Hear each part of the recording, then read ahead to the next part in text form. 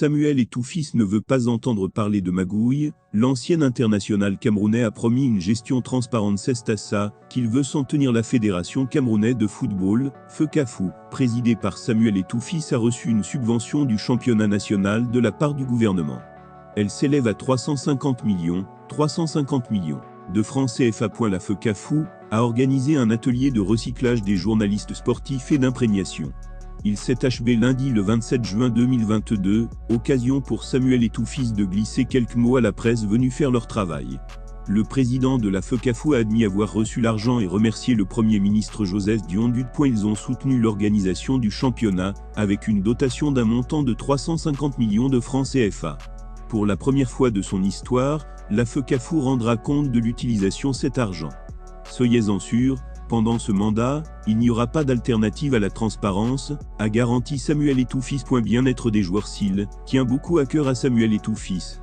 Il a renseigné, comme relayé par Actu Cameroun, qu'en 6,06 mois, la fédération qu'il préside a accordé plus d'1,01 milliard de francs CFA de subventions au club de MTN, Eliton et Elite 2. Par ailleurs, 80 millions de francs ont été octroyés pour la Guinée Super League. L'ancien buteur camerounais détaille qu'une partie de cette enveloppe est dévolue au salaire des joueurs et joueuses. 575 millions francs CFA ont été versés au club d'Eliton, 182 millions francs à ceux d'Elite 2. Environ 150 millions francs CFA ont été alloués pour l'hébergement des équipes.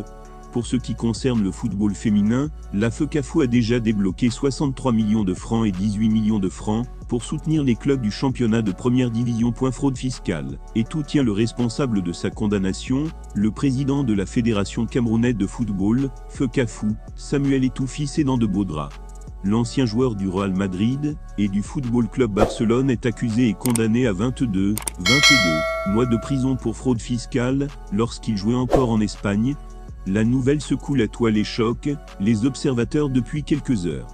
Personne n'arrive à comprendre réellement comment l'ex-lion indomptable Samuel Eto'o-Fils s'est retrouvé dans cette situation. Jean-Claude Mbeufoud à lui, c'est par la faute de qui Samuel Eto'o-Fils s'est retrouvé dans ce bourbier.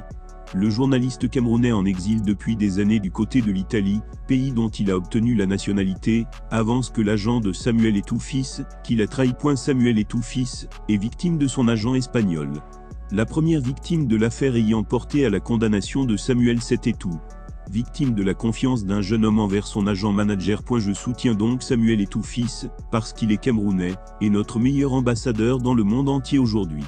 Et il mérite d'être protégé comme une espèce rare, lorsqu'il est attaqué depuis l'étranger.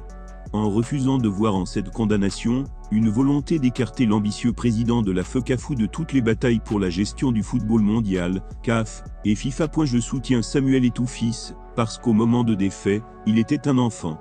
Un gosse. Un gamin, venu de Newell exclusivement, pour apprendre à jouer au ballon. Le fisc ne faisait pas partie de son cursus.